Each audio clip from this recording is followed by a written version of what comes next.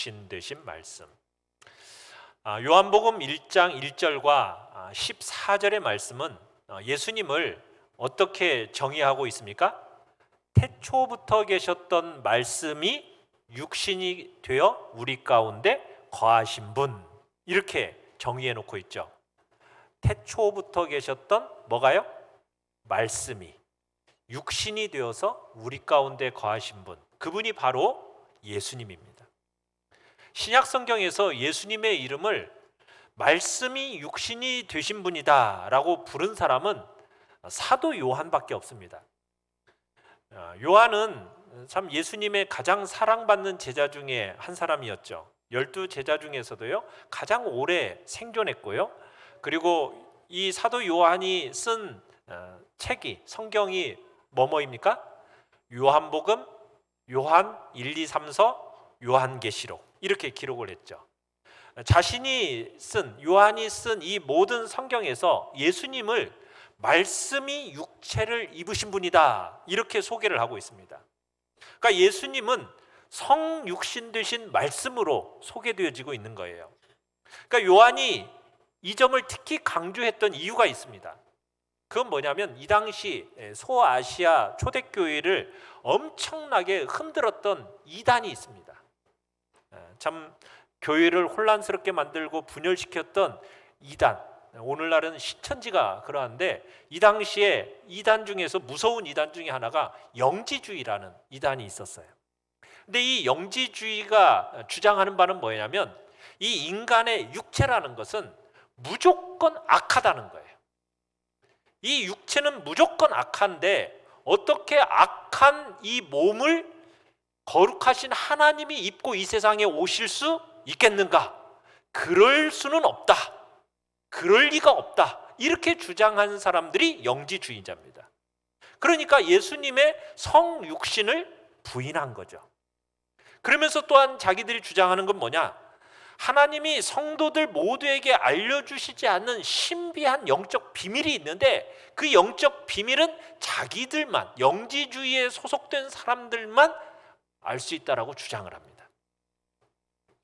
여러분, 하나님이 모든 것을 말씀이 성육신 되신 예수님을 통해서 정말 우리에게 영적인 비밀을 투명하게 알려주셨습니다.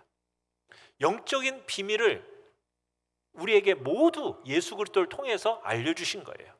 그런데 영지주의는 이 사실을 부인하고 나선 거죠. 이 무서운 영지주의 때문에 당시 많은 초대교회가 흔들리고 있었어요. 그래서 가장 마지막까지 살아있으면서 또 예수님의 마지막 남은 제자로서 권위를 인정받고 있던 이 사도 요한이 이 문제를 정리하고자 쓴 책이 바로 요한 서신서들입니다. 그러면서 거기에서 강조된 게 뭐냐? 성육신 되신 말씀이다라는 그 예수님의 이름이 강조되고 있는 거죠. 자, 우리 1번을 같이 한번 읽어보겠습니다. 1번입니다. 시작. 태초부터 말씀으로 존재하신 분. 자, 1장 1절 다시 한번 읽어봅니다. 1절 시작. 태초에 말씀이 계시니라. 이 말씀이 하나님과 함께 계셨으니 이 말씀은 곧 하나님이시니라. 자, 예수님을 어떻게 표현하고 있습니까? 태초부터 말씀으로 존재하신 분, 이렇게 말하고 있습니다. 말씀이 육신이 되어 우리 가운데 오신 분, 그분이 누구라고요? 예수님이란 얘기예요. 그래서 여러분, 말씀은요 단순한 메시지가 아닙니다. 말씀은 인격체입니다. 그래서 성경에서 여러분 말씀을 표현할 때 그것 이렇게 얘기하지 않아요. 그분 이렇게 표현을 합니다. 그러니까 말씀은 하나님의 능력이요, 인품이요, 존재요, 그분의 생각 그 자체를 의미하는 거예요. 여러분, 그래서 우리에게 말씀을 주시는 것은 결국은 누구를 주시는 거라고 볼 수 있는 겁니까? 하나님을 주시는 거예요. 하나님을. 여러분, 우리에게 말씀이 올 때는 그냥 단순한 메시지가 오는 게 아닙니다. 누가 오는 거라고요? 하나님이 오시는 거예요. 하나님이. 여러분, 그래서 우리가 하나님과의 교제가 끊어지면요 하나님의 말씀이 임하지 않게 돼요. 그래서 말씀은 하나님의 임재입니다. 사람이 말씀을 딱 붙잡게 되잖아요. 그러면은 그것은 하나님의 실체를 경험하게 되는 거예요. 우리가 말씀을 여러분이 읽거나 들을 때요, 그 말씀을 듣고 읽는 것이 바로 살아계신 하나님, 그 주님의 실체를 여러분들이 느끼는 것이고, 인격체이신 그 예수님과 교제하는 것이 우리가 바로 말씀을 읽고 듣는 시간인 거예요. 여러분, 우리에게 그 하나님의 말씀이 임할 때 하나님의 역사가 우리의 삶에 이루어지기 시작하는 것입니다. 예수님은 인간 이상의 존재이십니다. 인간은 인간을 구원할 수가 없어요. 그래서 인간을 구원하기 위해서는 인간 이상의 존재가 우리에게 와야 되는데, 그 인간 이상의 존재는 누구여야 되는 겁니까? 하나님이셔야 되는 거예요. 그래서 말씀을 입으신 예수님이 육신을 입고 이 땅에 오신 거예요. 그 하나님이 바로 예수님인 거죠. 영지주의자들과 함께 또 초대교회 전체를 또 뒤흔들었던 이단이 또 하나가 있습니다. 그 아리우스파라고 그러는데요, 아리우스라는 이 사람에 의해서 또 교회가 또 흔들흔들했어요. 이 무서운 이단은 뭘 주장했느냐면, 성자 예수님은 하나님이 아니라고 주장을 했어요. 예수님은 사람이나 천사들처럼 하나의 피조물에 불과하다, 이렇게 주장을 했어요. 그러니까 하나님이 만드신 최초의 피조물, 그게 바로 누구라고 얘기했냐면 예수님이다라고 얘기한 거예요. 그렇게 주장하는 요즘의 이단 중에 하나가 여호와 증인들이 그렇게 주장을 하지요. 여러분, 성자 예수님은 하나님이 아닌 어떤 하나님보다 열등한 존재일까요? 그렇지 않습니다. 그들은 마치 예수님이 영원하지도 않고 전능하지도 않다는 듯이 그렇게 주장을 했습니다.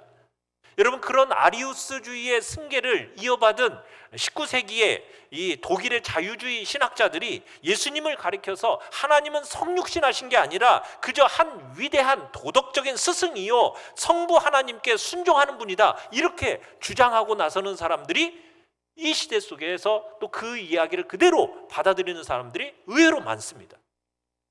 예수님을 가리켜서 그냥 우리에게 도전을 주는, 모범을 보여주는 어떤 한 위대한 인간일 뿐이라고 주장을 하는 거예요. 여러분, 그러나 오늘 성경은 분명하게 말을 하고 있습니다. 뭐라고요? 이 말씀은 곧 뭐라고요? 하나님이시라는 거예요. 예수님은 말씀이 성육신 되신 분이십니다.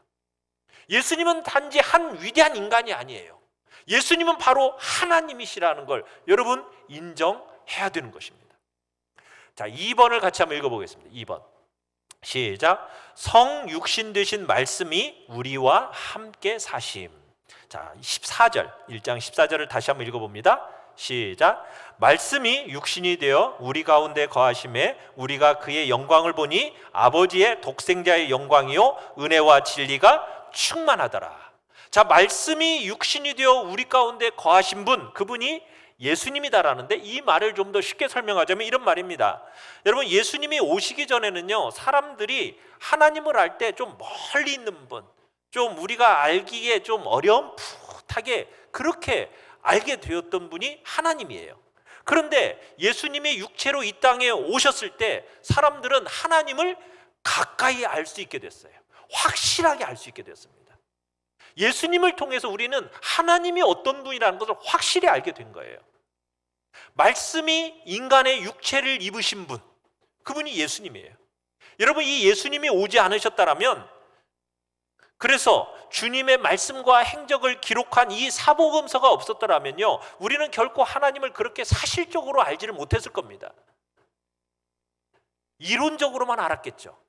여러분, 그러나 하나님은 이론을 통해서 만나는 분이 아니에요. 하나님은 체험적으로 만나는 분이요, 실제적으로 만나는 분입니다. 여러분, 우리가 체험할 수 있는 하나님, 그분이 바로 예수님이신 거죠. 그래서 제자들은 이 예수님을 통해서 하나님을 생생하게 체험했어요. 자, 요한일서 1장 1절을 같이 한번 읽어보겠습니다. 요한일서 1장 1절 시작. 태초부터 있는 생명의 말씀에 관하여는 우리가 들은 바요, 눈으로 본 바요, 자세히 보고 우리의 손으로 만진 바라. 자, 여기서 먼저 주목할 건 뭐냐면 태초부터 있는 생명의 말씀이란 부분이에요. 여러분, 세상 모든 만물을 창조하시고 인간을 창조하신 예수님은 생명의 근원이십니다. 생명의 근원. 인간이 가진 이 생명이라는 것은 그저 동물적인 생명에 불과해요. 근데 생명의 말씀이신 예수 그리스도에게 딱 우리가 접속되어질 때 우리에게 비로소 영원한 생명이 들어오는 겁니다. 왜? 영원한 생명은 누구 안에만 있는 거예요? 예수님 안에만 있는 것이 영원한 생명입니다.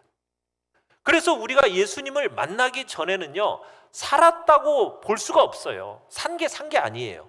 그냥 숨은 쉬는 것 같죠? 먹고 자는 것 같죠? 그뿐이에요. 영원한 생명이 없습니다. 그러나 우리가 예수님을 만남으로써 비로소 천국의 생명, 영원한 생명을 누리게 되는 거죠. 그러면서 진짜 풍성한 인생, 충만한 인생이 되는 겁니다. 구약 성경에 보면 에스겔서가 있죠. 그 에스겔 선지자가 본 환상 중에 골짜기에 메마른 뼈 환상이 있어요. 그 골짜기에 정말 오래된 메마른 뼈들이 가득한 겁니다. 자, 그 메마른 뼈가 살 수 있을까요, 없을까요? 에스겔에게 질문을 던졌어요. 그랬더니 에스겔이 모호하게 답변하죠. 주님이 아신다고. 모르면 주님이 아신다고. 자, 그렇게 답변을 하니까 이제 에스겔을 통해서 어떻게 합니까? 이제 말씀을 선포하게 하십니다. 에스겔이 하나님의 말씀을 대언하니까 그 뼈들이 어떻게 됩니까? 뼈들끼리 막 맞춰지기 시작합니다. 살이 오릅니다. 핏줄이 생깁니다. 가죽이 덮입니다. 그리고는 말씀으로 생기야 불어 넣으니까 생명이 되어버렸어요. 그러면서 거대한 군대가 생겨진 거예요. 말씀을 통해서 생기가 생겨지면서 성령이 임하니까 죽었던 몸이 살아나고 죽었던 마음이 살아나는 그 역사가 일어나더라는 거예요. 생명의 말씀이에요. 이 생명의 말씀에 관하여는 1절에서 그렇게 얘기하죠. 우리가 들은 바요. 이 영지주의자들은 예수님, 하나님이 말씀으로 되어졌다는 것을 믿지 않았어요. 예수님이 실제 육체로 오셨다는 것을 믿지 않았습니다. 그냥 영으로 오셨다 이렇게 주장을 했었어요. 그러나 여러분, 요한을 비롯한 예수님 당시의 사람들은 예수님의 음성을 실제로 들었습니다. 그래서 얘기하는 거예요. 우리가 들었다. 예수님의 그 수많은 설교를 들었다. 각 사람에게 특별하게 주시는 격려와 치유의 말씀을 들었다라는 거예요. 직접 내가 그분에게 질문했고 그분은 나에게 답변해 주셨다. 우리는 그분의 음성을 들었다. 또 뭐라고 합니까? 우리의 손으로 만진봐라. 우리는 직접 그분을 만져봤다. 우리의 손으로 그분을 직접 만져봤다. 하나님의 아들이신 예수 그리스도 그분을 만져봤다. 실제로 도마는 부활하신 예수 그리스도의 그 못 박힌 손과 못 박힌 발, 그 자국까지도 다 만져봤잖아요. 우리는 다 만져봤다. 눈으로 본 바요. 우리는 환영을 본 게 아니다. 유령을 본 게 아니다. 그러면서 자기를 비롯한 제자들과 수많은 사람들이 바로 예수님을 눈으로 수없이 많은 사람들이 봤음을 증명하고 있는 겁니다. 여러분도 그러니까 나도 2000년 전에 좀 태어나서 좀 육체로 오신 주님을 직접 만나봤으면 얼마나 좋을까. 내가 그분의 음성도 직접 듣고 그분도 만져보고 막 보고 그랬으면 얼마나 좋을까. 여러분 그렇게 생각하십니까? 여러분 그러나 그때보다도 여러분은 그때는 이스라엘이라는 조그마한 나라에서 그분을 그냥 만나보기가 어떻게 쉬웠겠어요? 그러나 지금 이 시대는 달라요. 여러분, 주님은 우리 가운데 직접 말씀으로 찾아오시고 그 자신을 드러내 주십니다. 믿으십니까? 여러분이 말씀을 딱 붙잡으면요, 여러분은 예수님의 실체를 경험하게 되는 거예요. 이건 믿음이라는 건 이론이 아닙니다. 실제입니다. 체험이에요. 여러분이 하나님의 말씀을 읽을 때마다 여러분 살아계신 주님을 만날 수 있는 거예요. 그분의 생각을 알 수 있고요, 그분의 사랑을 느낄 수 있습니다. 말씀을 읽는 가운데 그분의 마음을 이해할 수 있는 거예요. 그러면서 그분을 우리가 만나는 거예요. 여러분, 신앙이라는 것을 그냥 책 속의 어떤 하나님, 나의 어떤 지식적인 하나님, 남들이 얘기하는 하나님, 어떤 종교의식의 하나님, 여러분 이렇게 생각하면 안 돼요. 하나님, 우리 주 예수 그리스도는 여러분 내가 숨결처럼 느낄 수 있는 하나님과의 인격적인 만남이 가능한 것이 오늘 이 시대에 우리가 살아가고 있는 하나님과의 관계입니다. 여러분, 내 오감과 내 전인격으로 우리는 하나님을 체험하는 거예요. 말씀이 예수님이라는 것은 여러분 우리가 말씀을 통해서 예수님을 체험한다라는 거예요. 여러분 그렇게 체험하며 살아가시길 바랍니다.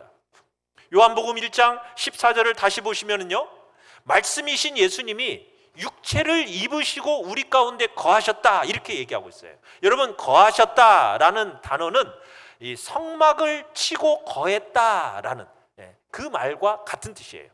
여러분 구약 시대 때 이스라엘 백성들이 광야 40년 생활을 하지 않았습니까? 그 광야 생활을 할 때 그들의 진영의 한 가운데에는 항상 뭐가 있었죠? 하나님의 성막이 있었어요. 성막 안에는 뭐가 있습니까? 하나님의 궤, 법궤가 있었고 그 궤 안에는 하나님의 십계명이 그 안에 들어 있었어요. 보관되어 있었어요. 여러분 그 안에서 제사장들이 항상 하나님을 대표해 백성들을 대표해서 하나님께 예배를 드렸습니다. 그러면요 하나님의 영광이 항상 그 성막 위에 머물러 있었어요. 그래서 하나님의 백성들은 뭘 중심으로 생활을 했습니까? 이 성막을 중심으로 생활했어요. 성막을 통해서 보혈의 은혜가, 성막을 통해서 하나님의 영광이 그들을 감싸 안고 그들을 보호해 줬던 겁니다. 그래서 성막이 이동하면 이스라엘 백성들은 함께 따라서 이동을 했어요. 자, 그런데 1장 14절에서 예수님이 우리 가운데 거하셨다라는 이 말은 무슨 얘기냐? 예수님이 살아있는 성막이 되어서 우리 가운데 거하셨다라는 그런 의미예요. 이 죄 많은 세상 한가운데 거룩하신 하나님께서 육체를 입으시고 성막이 되어서 사셨다라는 겁니다. 그러면서 우리의 피난처가 되어주시고 우리의 소망이 되어주시고 우리의 목자가 되어주셔서 그렇게 그분이 바로 우리의 성막이 되어주셨다라는 거예요. 말씀이 육신이 되신 예수 그리스도, 그분이 바로 우리 가운데 성막이 되어주신 분이라는 거예요. 구약의 광야 시절은 바로 이 성막을 중심으로 이스라엘 백성들은 어디를 가든지 성막을 중심으로 각 지파가 장막을 쳤어요. 그렇다면 오늘날은 우리는 뭘 중심으로 우리의 삶을 살아야 되는 겁니까? 살아있는 성막이 되신 예수 그리스도를 중심으로 우리의 삶을 살아가는 거예요. 말씀을 중심으로 살아가는 겁니다. 여러분의 가정이 예수님의 그 말씀을 중심으로 세워져야 되는 거예요. 말씀을 통해서 흘러나오는 은혜가 가정을 살리고 가정을 보호해 주는 겁니다. 교회도 마찬가지예요. 뭐가 중심이 되는 겁니까? 바로 예수님의 그 말씀의 중심으로 세워지는 거예요. 예수님 말씀의 중심으로 세워지는 공동체가 될 때 외부의 공격으로부터 보호를 받게 되는 겁니다. 내부의 분열도 막아내는 것입니다. 서로 하나가 될 수 있는 것입니다. 그래서 예수 그리스도가 중심이 되면 여러분 모든 세대차도 극복이 되는 거예요. 지역 감정도 극복이 되는 겁니다. 배우는 자와 배우지 못한 자가 다 거리도 다 극복이 되는 거예요. 그때 우리는 비로소 세상의 사귐과 전혀 다른 차원의 사귐으로 들어가게 되는 거죠. 우리는 무엇 중심으로요? 예수 그리스도의 말씀 중심으로 우리는 하나가 되어지는 겁니다. 3번입니다. 3번 같이 한번 읽겠습니다. 시작. 우리 안에서 역사하시는 말씀. 자, 말씀이신 예수님은 우리 안에서 역사하면서 우리를 변화시키세요. 자, 요한복음 17장 17절을 같이 한번 읽어보겠습니다. 17장 17절 시작. 그들을 진리로 거룩하게 하옵소서. 아버지의 말씀은 진리니이다. 자, 여러분 거룩하게 하다라는 단어가 무슨 뜻입니까? 세상과 다르게 하다, 세상과 구별된다라는 뜻이 이 거룩하게 하다라는 뜻이에요. 그러면 교회는 세상과 달라야 하는 겁니다. 하나님의 사람은 세상 사람과 달라야 되는 거예요. 여러분, 그럼 무엇이 교회를 세상과 다르게 만드는 겁니까? 하나님의 사람과 세상의 사람이 뭐가 다른 거예요? 뭐가 다르다라고 지금 금방 우리가 읽었습니까? 무엇이 우리를 거룩하게 한다고요? 진리로. 뭐가 진리라고요? 아버지의 말씀이 진리라는 거예요. 교회를 교회답게 만드는 거, 그건 바로 아버지의 말씀, 진리이신 예수님의 말씀입니다. 말씀이 내 삶에 살아 역사할 때 여러분 죄를 이길 힘이 생기는 거예요. 죄 속에 젖으면요, 여러분 말씀이요 멀어져요. 영적인 전투력을 상실하게 됩니다. 그러니 구별된 삶을 살 수가 없는 겁니다. 그러니까 죽음과 같은 인생을 살아가게 되는 거예요. 그러나 이 예수님의 말씀은 우리의 인생을 거룩하게 변화시킵니다. 구원받은 뒤에도 계속 살아서 꿈틀거리는 우리 옛사람이 있지 않습니까? 이 속에 옛사람. 이 옛사람이 주님의 말씀으로 정결해지는 거예요. 주의 말씀이 우리의 지성을 변화시킵니다. 주님의 말씀이 우리의 감정을 정화시켜 나가는 거예요. 그래서 세상과 전혀 다른 생각과 인격과 언어와 습관을 우리가 지닌 사람들로 만들어가는 것이 바로 하나님의 말씀인 겁니다. 그래서 여러분 각자의 삶 속에서 하나님의 말씀이 여러분 속에서부터 지속적으로 불타오르도록 해야 되는 거예요. 그래야 여러분들이 거룩해지는 겁니다. 그래야 여러분의 삶이 부응하게 되는 거예요. 여러분, 우리의 신앙을 너무 추상적으로만 생각하는 경향이 없지 않아 있습니다. 여러분, 단순히 그냥 교회 와서 예배 드리는 것, 그것으로만 끝내면 안 되는 거예요. 여러분이 정말 여러분의 마음과 마음 속에 무엇이 새겨지도록 하나님의 말씀이 여러분의 마음 속에 지속적으로 새겨지도록 해야 되는 거예요. 요한일서 2장 5절을 같이 한번 읽어보겠습니다. 요한일서 2장 5절 시작. 누구든지 그의 말씀을 지키는 자는 하나님의 사랑이 참으로 그 속에서 온전하게 되었나니 이로써 우리가 그의 안에 있는 줄을 아노라. 말씀을 지킨다라는 것은 여러분 계속해서 말씀대로 산다라는 의미가 있어요. 이 지킨다는 의미가 계속해서 말씀대로 산다라는 거예요. 주신 말씀대로 여러분들이 계속해서 살다 보면요, 그것이 우리의 삶의 습관이 되는 겁니다. 그렇게 살 수 있는 것은 내 안에 누가 계시기 때문이에요? 예수님이 계시기 때문에. 예수님이.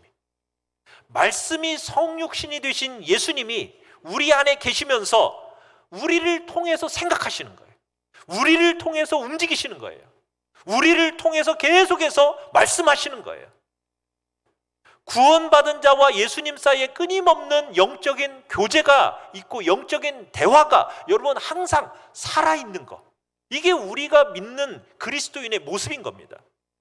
말씀을 통해서 여러분이 항상 예수님과 교제하는 사람, 그러면 자기도 모르게요, 예수님이 사시는 모습대로 살아가게 되어 있는 거예요. 예수님을 닮아가게 되어 있는 거예요. 그분의 형상이 우리의 모습 속에서 나타나게 되어지는 겁니다. 요한일서 2장 6절을 같이 한번 읽어볼까요? 시작. 그의 안에 산다고 하는 자는 그가 행하시는 대로 자기도 행할지니라. 여러분, 예수님이 이 땅에 계셨을 때 어떤 일들을 하셨습니까? 정말 하나님께 늘 기도하셨습니다. 그리고 자기 자신을 늘 하나님의 뜻에 바치셨죠. 다른 이들에게 하나님의 이야기를 들려주셨죠. 가난하고 병든 사람들을 도와주셨습니다. 하나님의 자녀된 우리 안에 여러분 말씀이 살아 역사하면요, 바로 그런 일들이 우리를 통해서 일어나게 되어 있는 거예요. 예수님처럼 살게 되어 있다라는 거예요.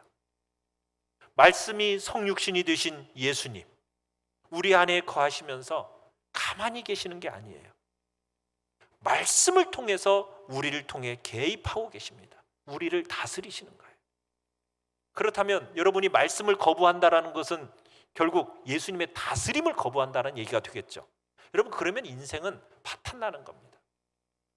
우리 인생에서 하나님의 말씀이 사라지면요, 우리는 삶의 방향성을 잃어버리는 거예요. 우리를 이끌고 나가는 거룩한 표준이 없어지는 겁니다. 그 다음부터는요, 우리의 인생은 무법천지가 되는 거예요. 말씀에 의해서 우리가 살아가야죠.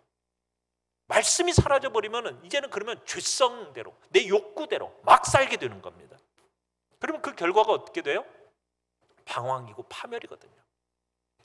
여러분, 미국 1960년대 초에 대통령 하나가 세워졌는데 그 사람이 누구냐면 그 유명한 존 F 케네디 대통령입니다.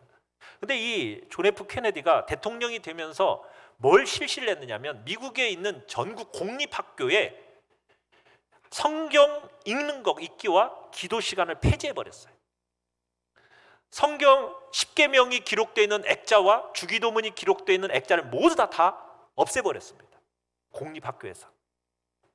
그러면서 미국 전역에 있는 공립학교에 말씀의 채널을 완전히 끊어버린 사람이 이 존 F 케네디 대통령이에요.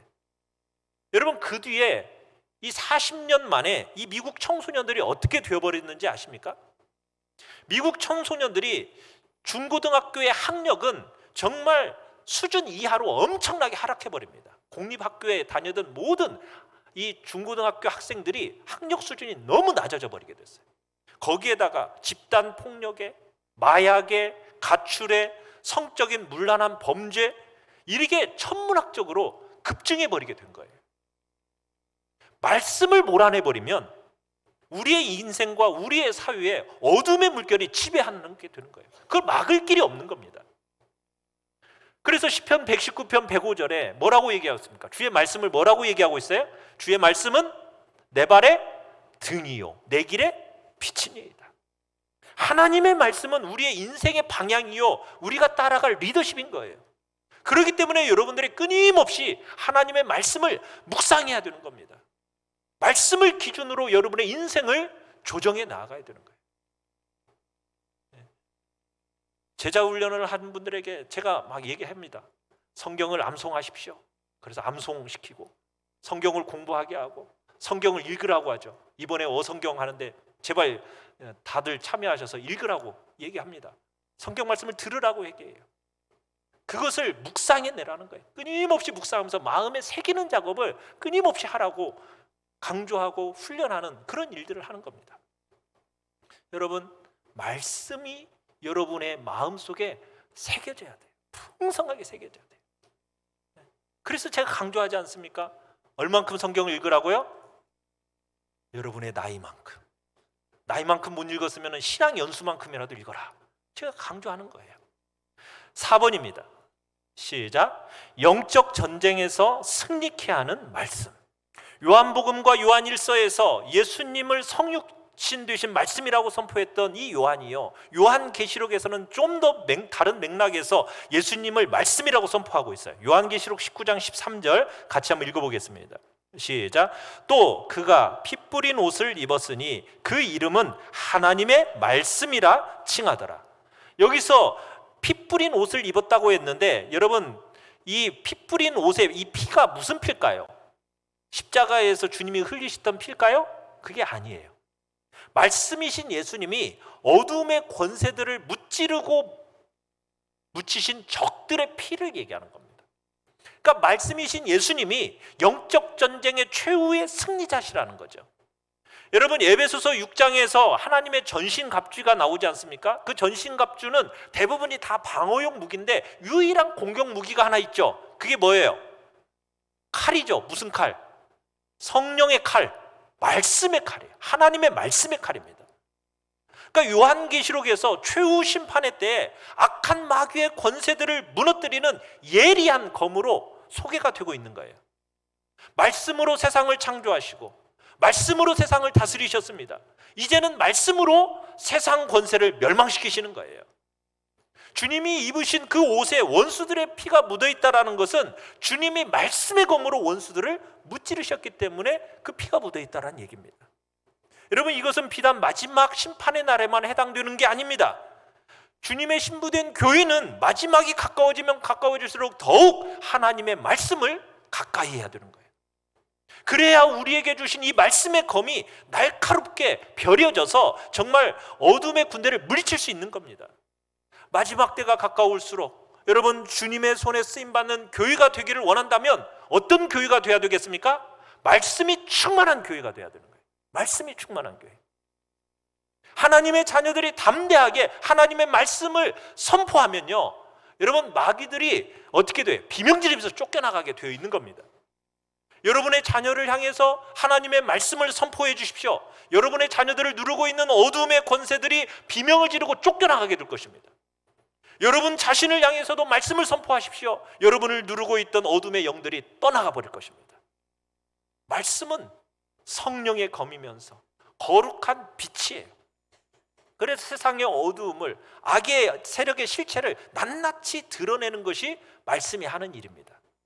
그래서 우리 안에 있는 은밀한 죄도요, 말씀이 다 드러내요. 그래서 말씀을 들으면 때로 아파요. 그렇지만 그 죄를 해결해 놓기 때문에 속이 시원한 거죠. 말씀이 선포되면 생명이 임합니다. 능력이 임합니다. 말씀을 통해서 여러분, 예수님이 내 안에 역사하시기 때문인 거예요. 따라서 하나님의 자녀는 말씀을 먹어야 살아나게 되어 있는 겁니다. 폭력의 칼은 쓰면 쓸수록 무뎌지지만 이 영적인 칼, 말씀의 검은요, 사용하면 사용할수록 날카로워지게 되어 있어요. 여러분, 그래서 항상 말씀을 들으십시오. 묵상하시고 그 말씀에 순종하십시오. 그럴 때 예수님은 우리를 통해 어두움의 세력을 무섭게 무찔러 버리실 것입니다. 말씀에 그런 능력이 있기 때문에 여러분, 마귀는 우리가 말씀 받는 것을요, 극도로 싫어해요. 핍박하는 거예요. 말씀을 받지 못하도록 핍박하는 거예요. 자, 우리 요한복음 17장 14절을 같이 한번 읽어보겠습니다. 시작. 내가 아버지의 말씀을 그들에게 주었사오매 세상이 그들을 미워하였사오니 이는 내가 세상에 속하지 아니함 같이 그들도 세상에 속하지 아니함으로 인함이니이다. 자, 여기서 보면 예수님이 우리에게 뭘 주셨기 때문에 세상이 우리를 미워한대요? 말씀을 주셨기 때문에 세상이 우리를 미워한대요. 이게 원어로 풀으면요, 세상은 제자들을 미워하기로 작정하고 덤벼든다는 거예요. 미워하기로 작정하고 덤벼든대요. 뭘 주셨기 때문에? 예수님이 우리에게 아버지의 말씀을 주셨기 때문에, 말씀을 받았기 때문에 그렇게 세상이 우리를 핍박하고 공격해 되는 겁니다. 사탄의 공격 대상이 되는 거예요. 말씀을 통해서 우리가 하늘의 기쁨을, 특권을 누리기도 하지만요, 이 말씀은 동시에 세상 공격의 대상이 되도록 만드는 거예요. 하나님의 자녀는 세상이 주는 그 영광과 물질을 통해 살아가는 사람들이 아닙니다. 우리는 뭘 통해 살아가는 사람이에요? 말씀을 통해서 생명과 힘을 공급받고 살아가는 사람이 우리들인 거예요. 하나님의 자녀가 말씀에 의지하고 세상에 의지하지 않는 바로 그 점을 세상은 싫어하는 거예요. 자기에게 의지하지 않는 것은 자기 맘대로 부려먹을 수가 없으니까 그래서 싫어하는 거예요. 세상은 마치 돈과 인기와 명예로 살아가는 것처럼 생각하지만 우리는 그게 아니죠. 우리는 뭘로 살아가는 존재들이라고요? 말씀으로 살아가는 존재예요. 말씀을 먹어야만 사는 존재입니다. 그래서 세상이 우리를 싫어하는 거예요. 싫어한다기보다는 두려워하는 거죠. 여러분, 말씀을 가졌다라는 것은 교회와 세상의 가장 큰 차이점입니다. 사탄은 성도 수가 많은 교회를 두려워하는 게 아니에요. 말씀이 충만한 교회를 두려워하는 거예요. 여러분, 사탄은 무슨 건물이 큰 교회, 프로그램이 많은 교회, 여러분 그런 교회를 두려워하는 게 아니라 한 사람 한 사람이 말씀으로 충만한 교회, 그런 교회를 두려워하는 거예요. 사랑하는 성도 여러분, 2022년을 맞이하면서 여러분들이 무엇을 결단하시겠습니까? 내가 말씀으로 충만한 사람이 되겠다라는 그런 결단이 우리 안에 있기를 바랍니다. 그것만이 우리 교회가 살 길입니다. 우리 교회가 부흥할 유일한 길은 우리 각자가 말씀으로 충만해지는 것밖에는 다른 길이 없어요. 5번입니다. 5번 시작. 말씀은 하나님의 맞춤형 선물. 요한복음 17장 14절을 한번 다시 보시면요, 예수님은 내가 아버지의 말씀을 그들에게 주었사오매 이렇게 되어 있어요. 그러니까 말씀은 예수님이 우리에게 주시는 최고의 선물입니다. 사람은 말 따로 행동 따로지만요, 예수님은요, 말씀은 곧 현실이 되는 거예요. 말씀을 주실 때 예수님은 자기 자신을 주시는 겁니다. 그러니까 말씀이라는 것을 여러분이 단순한 그냥 정보를 얻는다라고 생각하시면 안 돼요. 말씀은 바로 예수님의 임재 그 자체로 여러분들이 여기셔야 되는 겁니다. 여러분의 인생 고비고비마다 꼭 필요한 하나님의 능력과 축복들이요, 어떻게 오시는지 아세요? 그때 주시는 하나님의 말씀을 통해서 오는 거예요. 말씀을 통해서 그 축복과 능력이 오는 겁니다. 내 필요를 아시고 주시는 그 맞춤형 말씀을 통해서 여러분, 예수님은 그 능력과 지혜와 위로와 사랑과 소망을 부어주시는 거예요. 여러분, 이런 경험 해본 적 있어요? 아유, 목사님은 오늘은 왜 나한테 그렇게 얘기를 한디야? 우리가 수많은 사람들이 참석한 집회인데 그날 전해지는 말씀이 꼭 나한테 하는, 마치 맞춤 양복을 맞추어 주시는 듯이 내 현재 인생에 꼭 필요한 그 말씀, 너무나 개인적이고 친절하고 정확하게 다가오는 느낌, 여러분 그거 아십니까? 그거 경험해 보셨죠? 여러분, 똑같이 수많은 사람들이 똑같은 말씀을 듣는데요, 듣는 말씀이 다 달라요. 저는 똑같은 얘기를 하는데 어떻게 그렇게 다 다르게 들을 수 있는지 저도 희한해. 그런데 하나님께서요, 신비한 역사로 수천 년 전에 쓰인 그 말씀으로 오늘날 21세기를 살아가는 우리들에게 가장 필요한 편지를 개인적으로 분명하게 말씀해 주시더라는 거예요. 이게 오늘 우리가 살아가는 이 시대의 말씀의 역사입니다. 말씀이신 예수님은 우리 인생의 처지에 가장 적합한 맞춤형 은혜로 오시는 거예요. 그래서 우리가 뭐 하나님 볼 때 아브라함의 하나님, 이삭의 하나님, 야곱의 하나님, 요셉의 하나님, 모세의 하나님 이렇게 부르지 않습니까? 아브라함의 하나님은 약속을 지키시는 하나님, 야곱의 하나님은 우리의 부족함을 참고 기다리시는 인내의 하나님, 요셉의 하나님은 꿈을 이루어 주시는 하나님, 또 모세의 하나님은 구원의 하나님, 여호수아의 하나님은 승리의 하나님. 여러분, 다른 사람에게는요 그냥 스쳐 지나가는 그 말씀이라도요, 어떤 사람에게는 핵폭탄 같은 그 강한 위력으로 받아들여지는 경우가 있다라는 거예요. 하나님께서는 태초에 말씀으로 세상을 창조하셨습니다. 그리고 말씀으로 세상을 운영하십니다. 하나님의 말씀은 떨어지는 그 즉시 현실이 되는 겁니다. 하나님이 말씀하시면 홍해가 갈라집니다. 하나님이 말씀하시면 광야에서 샘이 솟아오릅니다.